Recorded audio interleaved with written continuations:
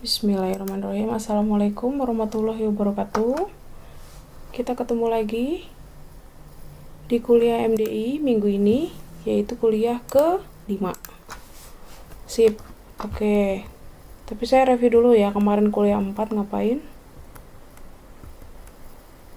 Ya, materinya kita masih di pemodelan proses bisnis. Jadi kita masih mainannya di studi kasus. Ini adalah flashback aja dari pertemuan yang kemarin.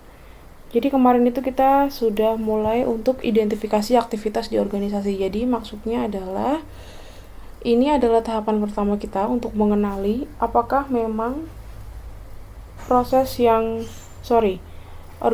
yang sedang kita analisis ini punya beberapa proses yang bisa menghasilkan data. Karena nanti target akhirnya adalah kita bisa mengelola data yang dimiliki oleh organisasi. Oke, di sini dulu proses bisnis dulu. Mungkin ada beberapa yang baru tahu tentang frase ini ya. Jadi sebetulnya kalau kamu cari definisinya itu udah banyak banget. Karena memang dari kata pembentuknya pun proses dan bisnis itu adalah dua hal yang sudah begitu familiar. Jadi sebenarnya intinya gini, proses bisnis itu membahas tentang aktivitas yang terjadi atau proses ya, atau jadi proses yang terjadi di dalam bisnis. Bisnis ini bisa macam-macam. Jadi ada organisasi, bisa perusahaan, bisa kantor, atau apapun lah. Jadi lembaga atau pokoknya intinya di mana banyak orang yang bekerja bersama untuk memperoleh suatu tujuan. Jadi kita mempelajari proses yang terjadi di dalam bisnis yang kita sebut sebagai proses bisnis. Kemudian, bahasannya adalah sekarang mengenai data mana yang penting untuk organisasi sehingga harus dicatat. Karena kita mainannya adalah totally about data. Ya. Nah, sekarang kalau kita ingat-ingat di pertemuan pertama saya pernah kasih contoh, atau pertemuan kedua lah ya, saya pernah kasih contoh data Excel yang banyak banget, masih ingat kan ya, yang mungkin jumlahnya banyak banget dan sebetulnya itu kita nggak tahu buat apa, tapi kalian bisa menemukan bahwa data yang abstrak seperti ini pun bisa kita olah untuk jadi informasi. Nah, sekarang kasusnya adalah kita nggak lagi mainan data yang abstrak seperti ini ya. Ini adalah data yang mungkin nggak tahu siapa yang make, yang kalian dulu pernah lihat juga. Sekarang kita mau main data yang memang digunakan benar-benar oleh organisasi, yang organisasinya itu adalah milik kalian sendiri. Ya, milik sendiri. Jadi, ya kenapa sih harus dicatat? Karena pertama, apapun yang terjadi di organisasi atau di perusahaan itu semuanya harus direkam, karena efeknya adalah kita nanti harus tahu sebenarnya tujuan perusahaan itu udah tercapai atau belum sih, atau misalnya kalau kita mau nyari keuntungan, nyari laba, sebenarnya kita tuh udah laba berapa. Jadi kalau nggak dicatat sama aja kan, percuma. Nah, pencatatan data itu akan bisa diidentifikasi ketika kita sudah tahu kita melakukan apa di organisasi ya. Jadi apa yang kita lakukan di organisasi itu nanti yang akan mengidentifikasi, di situ kita bisa punya data tentang apa aja. Oke, pengidentifikasian aktivitas itu akan berujung ke identifikasi data. Ya, jadi dicari tahu dulu pekerjaannya apa. Kita tuh melakukan apa sih di organisasi, dan di pekerjaan itu kita itu mengerjakan apa. Jadi objek yang dikerjakan itu apa? Itu adalah datanya. Oke, kemudian selanjutnya data yang dicatat baru bisa diolah jadi informasi yang berguna. Oke, contohnya misalnya kalau di UAD ya, di UAD itu datanya yang penting apa aja. Saya kasih clue di sini, kamu bisa sambil buka website portal. Kalau kamu buka portal, diingat itu ada informasi tentang apa? IPK misalnya kan, terus mata kuliah, jadwal, kemudian ada KRS. Jadi daftar tentang urusan akademik semuanya ada di portal. Kalau saya dari urusan pekerjaan sampai gaji semuanya bisa diakses lewat portal. Dan semua itu kenapa bisa tampil di portal? Ya karena memang semuanya itu penting dipakai untuk sivitas kan. penting untuk sivitas akademika. Jadi semuanya harus disimpan karena nanti kita mau olah untuk jadi informasi yang mungkin nggak kelihatan sekarang. Oke, ini dia. Oke, ngomong-ngomong info bayaran SPP, oke lah, kemarin udah tahu lah ya isunya gimana. Oke, nah sekarang gimana dengan usaha atau organisasi yang sifatnya atau skalanya nggak sebesar universitas? Kalau universitas kan gede banget ya, kantornya aja banyak, terus pegawainya banyak, uang yang dikelola juga pasti banyak, terus sumber daya manusia juga pasti banyak. Tapi gimana kalau kita mainnya nggak sebesar itu deh, kasusnya mungkin lebih ke skala kecil. Skala kecil tuh dalam arti ya mungkin misalnya kayak usaha rumahan atau UMKM yang mungkin dana yang dikelola belum besar, terus aset yang dimiliki juga belum besar. Tapi percaya nggak sih kalau di tempat yang bahkan masih sesederhana itu, sekecil itu kita juga punya data yang bermanfaat buat perusahaan atau buat organisasi. Ini saya kasih contohnya misalnya kayak usaha air minum isi ulang ya, kayak kemarin saya capturein notanya ya, itu kan gampang banget tuh. Kalau air minum isi ulang kan pasti mungkin anak kos-kosan udah ngerti lah ya. Nah, untuk contoh usaha skala kecil kayak gini, data yang dikelola itu juga pasti lebih sederhana kan, lebih simpel daripada yang skala besar, organisasi dan sebagainya. Nah, kalau usaha skala kecil seperti ini itu perbedaan yang paling signifikan adalah jumlah data, kategori data, atau durasi perekaman data. Jadi pasti nggak ribet kan, nggak ribet kayak pengelolaan organisasi besar seperti universitas. Makanya kemarin saya sempat kasih kalian yang 20 studi kasus, itu semuanya hampir mengarahnya ke sana semua. Jadi supaya kalian nggak ribet mikirnya dan bisa bayangin karena itu semua ada di sekitar kita. Oke, ini adalah penegasan ulang sebenarnya ya, penegasan ulang bahwa memang kalau di kalau di usaha yang lebih kecil aktivitasnya juga pasti lebih sedikit karena kita nggak begitu ngurus banyak urusan prosedur ya. Jadi sekarang kita akan mengecek ya aktivitas yang lebih sedikit itu sebenarnya apa aja. Aktivitas sendiri ini artinya adalah kegiatan tuh ya berarti pekerjaan ya, kayak misalnya kamu kuliah, saya ngajar, kamu pergi ke mall, saya ngantar anak sekolah dan sebagainya. Itu kegiatan yang dilakukan oleh orang-orang dalam organisasi. Kegiatan tersebut bisa jadi durasinya cepat atau bisa juga sangat lama. Jadi misalnya kalau durasinya cepat tuh contohnya misalnya apa? Pembayaran apalah, misalnya pembayaran tagihan, pembayaran belanja gitu ya. Kalau sangat lama contohnya misalnya apa?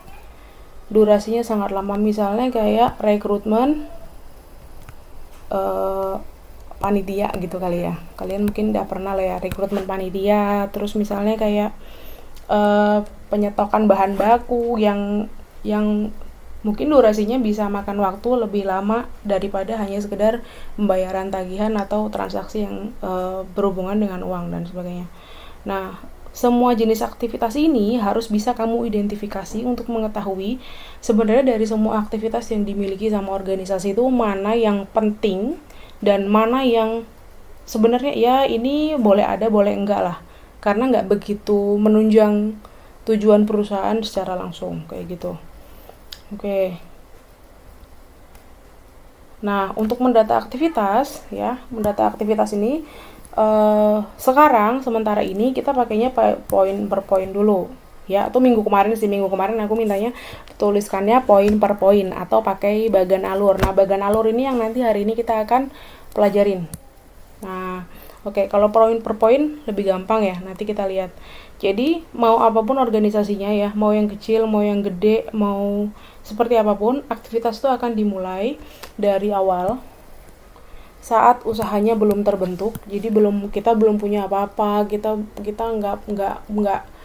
nggak punya apa-apa, belum ngerekrut siapa-siapa, belum ada hingga akhirnya. akhirnya tuh apa? Misalnya tujuannya adalah menghasilkan keuntungan.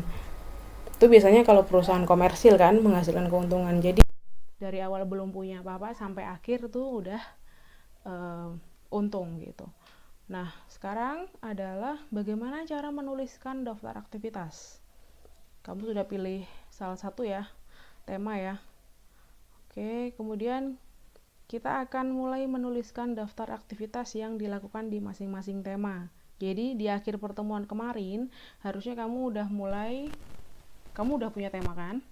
Punya tema, kemudian kamu mulai mendefinisikan aktivitas yang terjadi itu apa aja. Jumlahnya itu tidak ada batasan karena memang tergantung sama bagaimana kamu mengasumsikan perusahaanmu itu mau kayak apa, mau sebesar apa, mau sekomplek apa. Kamu CEO-nya ya, jangan lupa. Oke. Ya. Saya masih next lagi. Oke, ini adalah contoh aja, contoh yang paling gampang. Karena tadi ngomong ini kan usaha refill galon ya. Jadi kita sekarang mau coba lihat kalau di refill galon itu prosesnya apa. Jadi misalnya saya mau buka usaha air minum isi ulang. Dari saya yang belum punya apa-apa, itu saya kan harus mulai mikir kan, saya harus punya apa, saya harus nyiapin apa, sehingga saya siap untuk buka usaha refill galon. Nah, aktivitas yang saya lakukan itu saya urutin dari nomor 1, nomor 2, nomor 3, nomor 4 ini urut ya. Jadi kalau daftar aktivitas itu urut. Nah, nomor 1 dilanjutkan nomor 2, lanjut ke nomor 3, lanjut ke nomor 4, kayak gitu terus. Nah, kalau kalian udah bisa menghasilkan yang simple kayak gini, it's a good thing. Ya, jadi itu udah jauh lebih baik daripada belum ngapa-ngapain. Mungkin at least kata-katanya masih sederhana gini ya, jadi belum terlalu teknis, it's okay. Yang penting kita tahu bahwa aktivitasnya tuh kira-kira bakal ada apa aja. Nah, untuk yang di sebelah kanan ini adalah penjelasan saya yang detail. Ya, jadi misalnya kalau operasionalnya itu ngapain aja. Terus dalam sub aktivitas, jadi kayak aktivitas detail ini, nanti tuh kita akan mulai identifikasi, oh berarti ada sub aktivitas 1, 2, 3 di aktivitas nomor 2, misalnya gitu. Ini kan 1 ya, 1, 2, 3, ini cuma contoh aja. Nah, nanti hubungannya sama data kayak gimana? Kalau kita udah punya list kayak gini, maka kita akan breakdown. Breakdown tuh berarti apa ya? Memecah ya. Kita akan memecah aktivitas menjadi subaktivitas. Nah, dari subaktivitas itu nanti kita akan ketahuan ada data apa yang perlu disimpan, tapi itu ntar aja lah. Kita hari ini pemodelan dulu aja. Oke, di pertemuan 5 saya mau melanjutkan lagi, sebenarnya nggak begitu susah, jadi kita masih mainannya ke proses bisnis. Nah, ini pertanyaan saya, kamu udah bikin belum aktivitas studi kasus masing-masing? Karena minggu ini kita mau menggambar ya, kita mau gambar urutan aktivitas 1 dengan flowchart dan 2 dengan ada istilah baru nih, namanya adalah BPMN, tapi nanti kita akan kenalan. Oke, ini adalah tadi ya contoh yang refill galon tadi. Nah, ini adalah flowchart yang sederhana dari contoh aktivitas usaha refill galon. Dari yang paling kiri ini mau saya kasih notasi tambahan ya, jadi panah saya akan labelin notasi bulat ini dengan kata mulai. Kemudian dia ada panah, ya kan? Nah, yang di sini saya labelin dengan notasi baru lagi yang judulnya adalah selesai. Jadi maksudnya tuh kita punya 4 proses besar yang akan kita jalani ketika kita mau buka usaha refill galon tadi.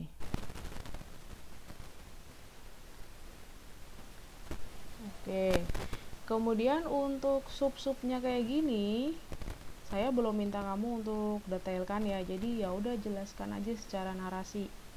Jadi pakai kata-kata aja, melekat di keterangan aktivitasnya apa aja. Oke, kemudian nah ini adalah studi kasus lain. Gimana kalau studi kasusnya misalnya penerimaan mahasiswa baru. Jadi kita kan bentar lagi mau tahun ajaran baru ya, dan universitas sudah ngadain panitia buat menerima mahasiswa baru. Tapi ini bukan di UAD, ini contoh aja yang aku dapat di internet yang merepresentasikan proses dari penerimaan calon maba. Jadi kalau kamu lihat di sini bentuknya familiar ya kamu ya, flowchart, tapi bedanya di sini ada ini bagian kayak gini. Jadi kalau yang tadi, nah itu kan kita cuman flowchart biasa aja yang ada panah tapi nggak ada nggak ada pembagian aktornya siapa aja. Kalau yang sekarang ini kita mau membagi proses berdasarkan aktornya itu ada siapa aja. Di sini saya melingkari dua bagian ya. Ini satu, ini dua. Nah, di sisi apa nih namanya, berarti horizontal ya, sisi yang menjelaskan tentang ini nih, ada aktor 1 dan aktor 2 ini sebenarnya kan dia kan yang menjelaskan tentang siapa pelakunya kan. Siapa pelaku dari proses. Nah, pelaku proses itu yang pertama adalah mahasiswa. Student itu maksudnya ya calon maba kan. Dan yang kedua adalah ini adalah panitianya. Nah, kebetulan untuk contoh yang kita lihat sekarang ini, panitianya masih di breakdown lagi, dibagi lagi ke dalam 3 bagian.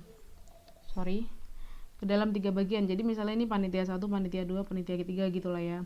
Yang membedakan mereka tuh apa? Jadi kalau kamu lihat ada kotak-kotak ya, kotak ini adalah untuk merepresentasikan proses. Oke, jadi kalau kamu lihat nih kotak, ini kotak ya. Ini aku centang aja. Ini kan. Nah, itu artinya adalah proses. Nah, proses ini melekat ke masing-masing aktor. Jadi makanya kalau di bagian student, di sini adalah yang menjelaskan, oh ini berarti yang dikerjakan oleh student. Oke, kemudian ada lagi yang bentuknya panah ya. Panah itu adalah berarti aliran proses. Ya kan? Jadi proses 1 terus mengarah ke proses 2. Kemudian di sini kita nggak lagi di kolom di barisnya student kan. Kita pindah move across into administration. Jadi ini maksudnya ketika student submit registration form, dia akan pindah ke administration committee. Kemudian dia akan ketemu dengan, nah di sini ada notasi ya. Kamu lihat ini ada diamond kan? Diamond ini artinya adalah condition. Aku tahun kemarin aku ngajar MDI, kayaknya mereka udah pada paham dari Alpro ya. Jadi harusnya notasi ini udah familiar ya. Oke, dari condition ini maksudnya adalah kenapa ditaruhnya di barisnya administration, karena penentuan dari kondisi apakah formnya komplit ini itu dilakukan oleh petugas administration kayak gitu. Jadi peletakan kondisi pun harus ngikut ke siapa aktor yang terlibat. Jadi bukan di student, karena yang memutuskan registration form komplit ini kan panitia, tapi panitianya yang sebelah mana? Nah, ini yang administration. Jadi makanya form komplit ini ada di bagiannya administration. Oke, kemudian kalau formnya komplit, maka kita akan move on ke status di mana registrasinya sudah diterima, dan itu yang melakukan adalah panitia 2 ya, panitia 2. Makanya proses kotaknya ini dia ngarahnya ke ke barisnya panitia 2. Kemudian masih di panitia 2, ternyata di panitia 2 ini setelah menerima proses registrasi, dia masih harus mengecek lagi apakah persyaratannya terpenuhi ya. Ini kan apakah persyaratannya terpenuhi. Jadi misalnya di sini ngurusinnya misalnya passing grade atau kuota kayak gitu ya, atau peminatan atau apalah di sini.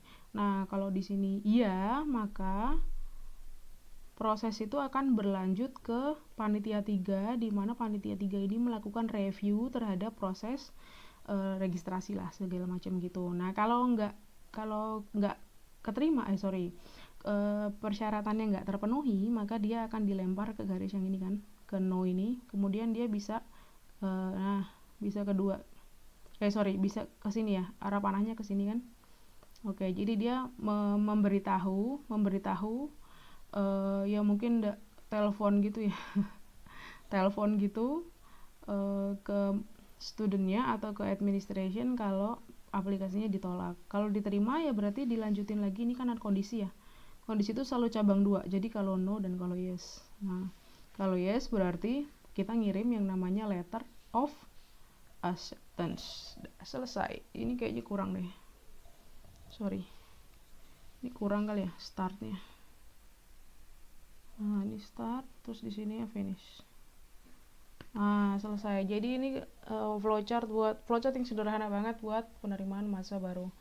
Nah, kalau ini kasus berikutnya adalah, jadi ini kasus yang agak baru ya. Jadi karena kemarin saya barusan lihat beritanya itu di mana ya? Ini dia.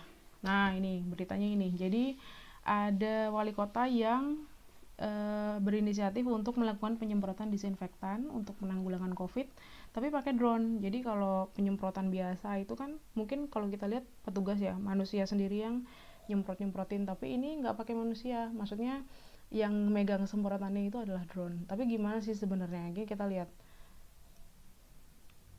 Oke, jadi saya bikinin flowchart ya, sederhana aja. Ini juga semuanya based on assumption. Jadi semuanya berdasarkan asumsi saya sendiri, karena kan saya juga bukan pelaku di sana dan saya nggak ngobservasi si pemerintahnya. Jadi menurut saya kita bisa bikin asumsi yang logis ya, yang bisa dipakai untuk gimana sih sebenarnya. Bayangin kalau saya itu adalah pemerintah dan saya itu harus proaktif dalam penanggulangan COVID gitu. Salah satunya misalnya semua orang kan sekarang lagi work from home, jadi nggak ada yang ngantor, nggak ada yang gedungnya mereka itu, gedung sekolah, gedung kantor itu kita semprot disinfektan.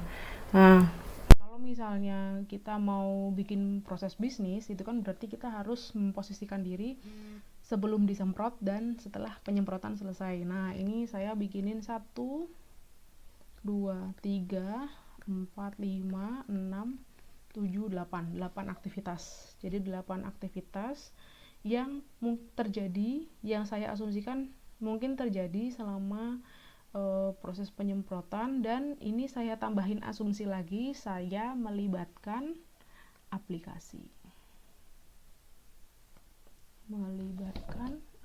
Jadi maksudnya gini, ketika kita udah pakai drone, jadi saya mikirnya kenapa nggak kita pakai aplikasi yang bisa memonitor dan mengendalikan si drone itu dari jauh, sehingga yang harus masuk ke gedung itu nggak perlu petugasnya kan, jadi langsung drone-nya aja, petugasnya bisa monitoring dan controlling dari luar, dari mulai pertama mendata kantor-kantor yang mau disemprot disinfektan. Karena kan sistemnya kalau misalnya nih UAD pengen ada penyemprotan disinfektan, kan UAD harus bilang dulu ke misalnya BPBD or something, bahwa kita mau kantor kita juga disemprot disinfektan kayak gitu. Kemudian nanti dari penyelenggaranya, dari panitianya atau pengadaan disinfektannya, dia kan akan netepin jadwal kapan mau penyemprotan, kemudian memberikan informasi kepada kantor untuk memastikan bahwa saat penyemprotan itu tuh nggak ada karyawan yang berada di dalam gedung, karena kan nggak boleh kena sama manusia. Kemudian setelah itu menyiapkan petugas sebagai pengendali drone dan yang akan memonitor lewat aplikasi. Jadi ketika dia harus datang ke lapangan, dia kan akan kendaliin aplikasi. Kemudian menentukan pengaturan penjadwalan. Jadi misalnya siapa yang harus datang, disinfektannya harus berapa banyak, dan waktunya kapan ya, kemudian durasinya berapa lama. Jadi misalnya kalau UAD mau nyemprot 10 lantai, butuh volume disinfektannya sekian liter misalnya, dan durasinya misalnya berapa jam gitu ya. Kemudian action penyemprotan dilakukan.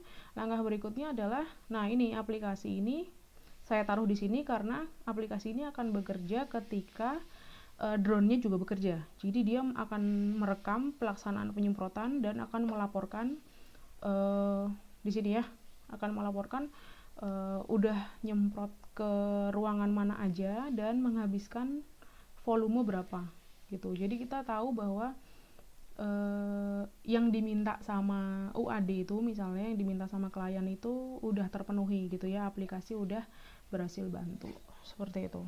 Oke. Nah, ini ada lagi, saya ambilkan screenshot ini dari sebuah rumah sakit daerah di Wonogiri. Ya, jadi ini adalah ada dua poster yang berisi tentang prosedur sebenarnya. Ini kalau kamu lihat nih ya. Ini ada prosedur. Prosedurnya ini adalah tentang keuangan dan laboratorium. Jadi kalau kamu lihat di sini ada proses yang isinya aktivitas, nih ya. Ini aktivitas-aktivitas yang terurut, ini ada panahnya kan, yang terurut, yang diberlakukan, yang diacu oleh organisasi yang mana organisasinya ini adalah Rumah Sakit Umum Daerah. Di rumah sakit itu mereka punya prosedur yang berjalan sesuai dengan standar mengenai proses pembayaran dan proses pemeriksaan di laboratorium. Oke, kemudian ini bisa kalian sambil baca sendiri ya. Saya sebenarnya cuma mau nunjukin aja bahwa proses bisnis itu ada di mana-mana dan modelnya itu sebenarnya umum ya, karena kita mau memodelkan. Jadi kalau memodelkan itu kan berarti mau memberikan gambaran terhadap bagaimana kondisi prosedur atau peraturan yang diterapkan di lapangan. Dimana contohnya di sini adalah di fasilitas kesehatan. Oke, ini startnya ya. Ini startnya, kemudian ini adalah akhirnya. Wah, kalau kamu lihat kata-kata di akhir kan semuanya sudah merupakan hasil dari proses gitu. Oke, jadi apa sih karakteristiknya proses bisnis? Kenapa harus dibuat ke dalam flowchart? Jadi intinya ketika kita ngomongin tentang proses bisnis, yang ada di kepala kamu itu adalah rangkaian aktivitas, ya kan? Jadi aktivitasnya ada banyak dan itu urut. Nah, ya kan, aktivitasnya banyak, urut, terus ada start dan ada finishnya, dan tujuan itu tercapai di finish. Kemudian kenapa harus dibuat ke dalam flowchart? Jadi gini, kalau di proses bisnis itu kan biasanya kita mainin narasi ya, kata-kata gitu.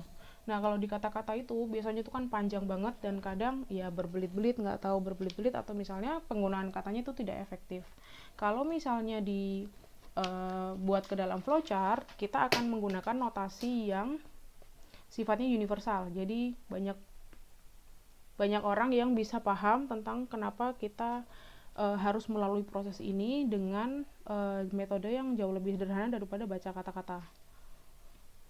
Oke, ini adalah BPMN. Jadi BPMN itu sebenarnya dia adalah sebuah tool atau alat sih sebenarnya untuk menggambarkan bagaimana kerjanya bisnis proses atau proses bisnis. Jadi ini sebenarnya singkatan ya. Bisnis proses manajemen. Nah, minggu kemarin saya udah kasih clue kan kalau kalian perlu untuk belajar atau cari tahu dulu lah yang namanya istilah proses manajemen. Jadi sebenarnya intinya ini adalah bagian sih dari pengelolaan data. Bagian dari pengelolaan data yang dimana kita melihat dari sisi bisnis prosesnya. Kemudian untuk N-nya sendiri, N-nya itu apa? Jadi N ini singkatannya adalah, siapa yang tahu ya? Notation. Nah, jadi sebenarnya ini alat buat menotasikan atau menggambarkan bagaimana pengelolaan proses bisnis yang terjadi di organisasi. Ini udah standar internasional. Jadi kita kayak tinggal pakai aja gitu. Kita tinggal pakai, dan ini notasi-notasinya ternyata semuanya itu sangat mirip dengan flowchart yang ya biasa, yang general ya, cuman bedanya ini ada 1, 2, 3, 4 swim lane ya, kemudian ini swim lane, kemudian ini flow object, ini adalah connecting, dan ini adalah data. Nah, perbedaan yang signifikan tuh sebenarnya karena BPMN itu notasinya lebih kompleks ya. Ini cuma sedikit aja yang saya kasih di sini. Ini adalah sedikit dari notasi yang diakui di BPMN. Nah, kita nggak perlu belajar ini terlalu kompleks karena memang penggunaannya juga nggak segitunya gitu. Jadi kita pakai yang penting-penting aja. Tadi yang bagian swim lane ini yang tadi saya terangkan. Nih saya sempat balik lagi aja. Nah, ini dia. Sorry ya udah acak adul. Jadi satu kotak ini nih namanya swim lane. Nah, satu ini ya. Satu bagian aktor ini namanya adalah swim lane. Jadi sebenarnya gunanya untuk memisah-misah aktor mana yang mengerjakan apa gitu. Nah, kemudian untuk yang bagian flow object ini itu adalah untuk ini menggambarkan prosesnya apa ya, prosesnya apa, terus notasi yang kita pakai ini biasanya ini mulai dan selesainya. Kemudian untuk connecting ini ya panah aja ya. Nah, kita pakai yang panah ini untuk menghubungkan antar proses. Kemudian untuk yang data ini, nah ini yang agak kompleks karena gini, mungkin aja ada proses yang butuh data atau ada proses yang hasilin data gitu. Jadi mereka udah detail banget dimana proses itu bisa butuh data apa nih saya tulis aja ya, apakah proses butuh data atau menghasilkan data.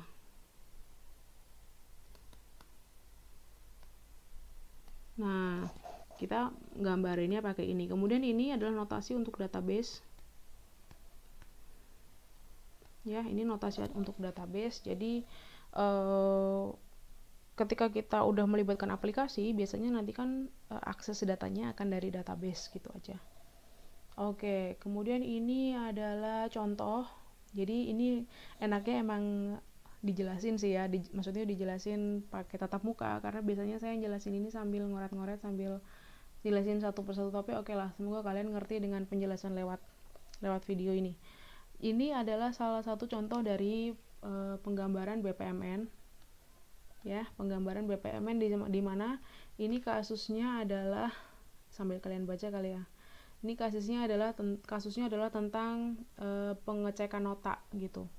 Jadi pengecekan nota, kalau misalnya di perusahaan ada nota penjualan gitu, kita akan harus ngevalidasi dulu notanya kayak gitulah. Ini adalah mulainya, bagian mulai, dan ini adalah bagian selesainya. Nah, yang menarik yang harus kalian pelajari di BPMN itu nggak cuma sekedar ini proses kan, ini konektor. Kemudian, nah kalau tadi di flowchart kan ada kondisi ya, yang gambarnya kayak gini kan. Ini kalau yes, ini kalau no misalnya gitu.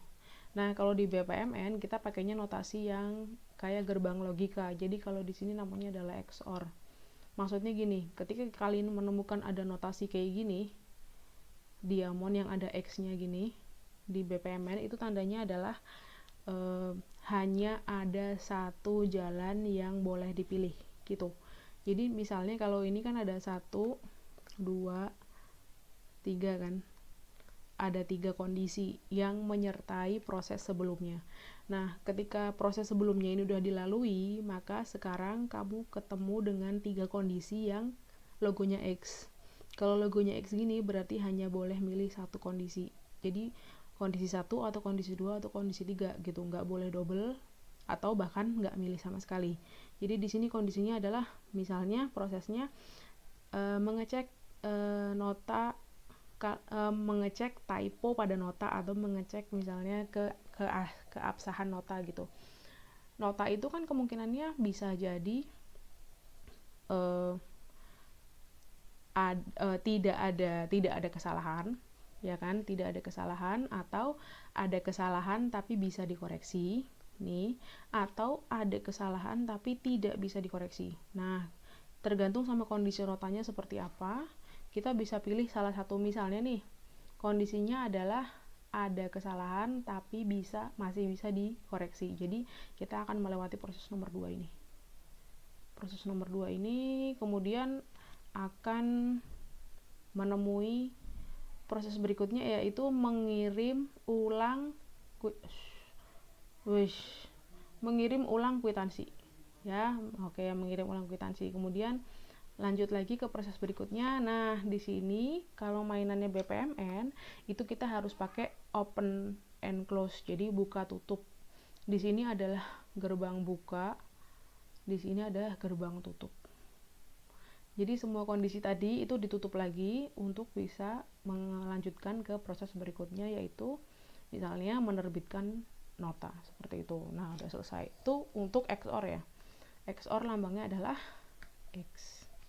Ini saya kasih tulis yang gede aja. Oke, berikutnya itu adalah kalau misalnya kamu ketemu notasi yang bukan X tapi plus. Jadi di kondisi itu di dalamnya ada tanda plusnya. Kalau ada tanda plusnya itu artinya adalah dua-duanya harus dilewatin. Nah, ini kasusnya kan 2 ya. Kalau kasusnya 5 ya berarti 5-5-nya dilewatin kayak gitu. Ya, jadi intinya semua kondisi yang masuk ke dalam gerbang N ini semuanya harus dilewati. Jadi ini kasusnya adalah pengecekan security bandara, ya kan? Jadi ketika kamu mau pergi ke luar negeri atau naik pesawat misalnya, kamu harus ngecek boarding pass kan ya. Terus kamu harus melewati yang namanya security check. Security check tuh ya misalnya kayak pakai metal detector atau pakai mengecek apa ya, intinya buat keamanan penumpang kan. Nah, untuk pengecekan security ini yang harus dilalui adalah 2. Jadi yang pertama adalah orangnya aman, ya kan, security screening, dan bagasinya juga aman. Nah, 2 hal ini harus dilewati semua, saya tulis ya. Semua harus dilewatin sehingga proses yang berikutnya, ini gerbang tutup kan, proses berikutnya itu bisa jalan. Kalau dua-duanya yes and yes, maka proses berikutnya adalah melanjutkan ke bagian keberangkatan, gitu ya. Ini selesai. To N. Jadi dua-duanya harus dilewatin atau semua proses harus dilewatin. Kemudian yang ketiga adalah gerbang OR. Ya, gerbang OR itu notasinya adalah lingkaran yang ada di dalam diamond. Oke, kalau ketemu dengan notasi lingkaran, maka cara kerjanya adalah kamu bisa pilih satu proses atau semua proses. Ya, one or all. Nah, gini. Jadi kamu boleh pilih hanya ke satu proses atau dua-duanya kamu jalanin. Nah, ini kasusnya adalah ketika kita pengecekan stok. Jadi kalau pengecekan stok barang itu misalnya kita cari di gudang nggak ada, maka kamu bisa milih untuk nyari di gudang Amsterdam atau di gudang Hamburg. Nah, ngecek di Amsterdam doang boleh, ngecek di Hamburg doang boleh, ngecek di Amsterdam dan Hamburg juga boleh, karena kita pakainya gerbangnya OR. Oke, ini ditutup lagi, baru bisa baru bisa lanjut ke proses berikutnya. Misalnya di sini adalah register order. Oke, gimana kalau misalnya kita terlibat ke perulangan? Jadi misalnya ada proses yang berulang. Di sini kamu lihat bahwa kita pakainya gerbang apa namanya nih? XOR ya. Oke, gerbangnya adalah namanya XOR. Nah, di gerbang XOR ini kita lihat bahwa ada proses yang ini kan aslinya dari sini, ini proses pertama. Nah, di sini ada XOR 1, dimana kita bisa milih kalau formnya komplit. Misalnya ini kasusnya adalah pengecekan form ya, kelengkapan form. Ini kalau cek apakah formnya komplit. Di sini kalau formnya komplit maka form dicek, lanjut. Kalau nggak komplit, ya kan? Kalau nggak komplit kan dikembalikan ke pelamar. Di sini kamu bisa lihat ada lanjutan proses di mana pelamar itu adalah menerima aplikasi yang sudah pelamar mengirimkan kembali aplikasi yang sudah diperbaiki, kemudian dia boleh masuk ke proses pengecekan lagi. Nah, maksudnya loopnya itu di sini ya, loopnya itu di sini. Nah, penulisannya adalah dengan cara penambahan satu buah gerbang XOR di depan. Jadi nggak ada yang namanya misalnya ini start, nggak ada yang namanya panah tabrakan dengan panah gini. Ini nggak ada, ya. No. Jadi yang benar adalah kita timpa dengan sebuah gerbang dulu, baru kamu boleh masuk. Nah, kayak gini. Yes. Oke, ini hanya untuk notasi perulangan aja. Oke. Notasi BPMN yang perlu kamu kenali cukup sampai sini dulu aja. Yang paling sederhana, jadi pengenalan gerbang ya. Pengenalan gerbang tadi ada XOR, ada AND, dan ada OR. Nah, ingat kembali, kamu bisa replay video ini untuk melihat penjelasan masing-masing gerbang dan penggunaannya seperti apa. Nah, untuk setelah materi, saya mau memberikan info bahwa minggu depan itu kan pertemuan 6. Saya mau mengadakan kuis online dan materinya adalah studi kasus yang saya akan berikan proses bisnis dan mungkin kamu akan saya minta untuk buat flowchartnya. Nah, biar gampang kita kerjain langsung aja di jam kuliah, nanti langsung selesai gitu. Untuk minggu ini saya minta kamu untuk menyelesaikan pemodelan probis, proses bisnis di masing-masing tim, mekanisme submit dan waktunya itu akan saya umumkan di Google Classroom hari Senin. Jadi kalau kamu ada pertanyaan yang apapun tentang materi ini, tentang kuliah MDI, kamu boleh komentar di kolom di Classroom di postingan ini.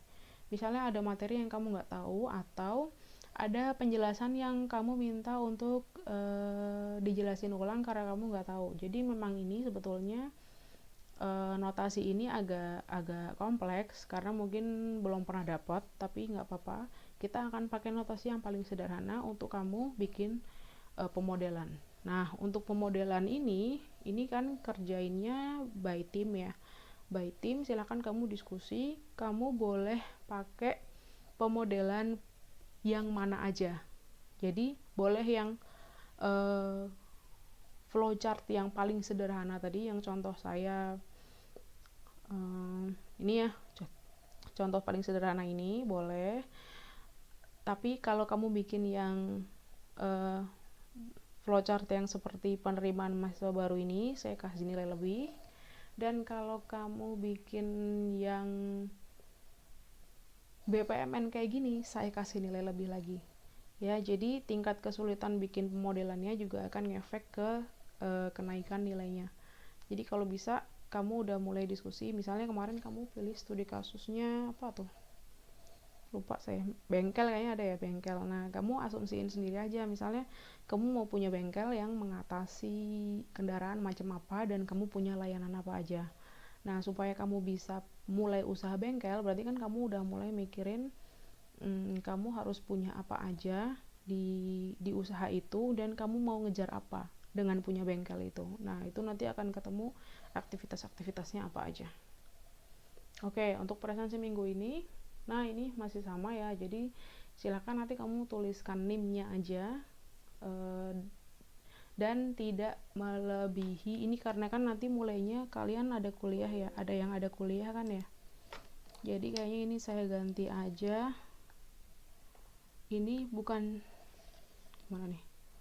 Oke. Ini enggak jam 18 ya, saya ganti aja jam 21. Oke, biar kamunya enggak terlalu buru-buru. Oke, mulai sampai jam 21 tolong isi NIM di kolom komentar Classroom di postingan yang nanti saya sediakan. Jadi bukan di postingan yang materi ya. Oke, minggu ini sekian aja materi dari saya. Minggu depan saya akan ngecek pekerjaan yang pemodelan ini ya. Semangat terus, semoga kamu nggak kesulitan. Kalau kesulitan karena ini nggak ada asisten, jadi kamu boleh WA saya, karena memang biasanya kuliah MDI itu isinya lebih banyak ke saya memonitor kerja mahasiswa di kelas, terus mahasiswa boleh maju untuk konsultasi tugas ke saya, dan kalau saya bilang ini perlu direvisi,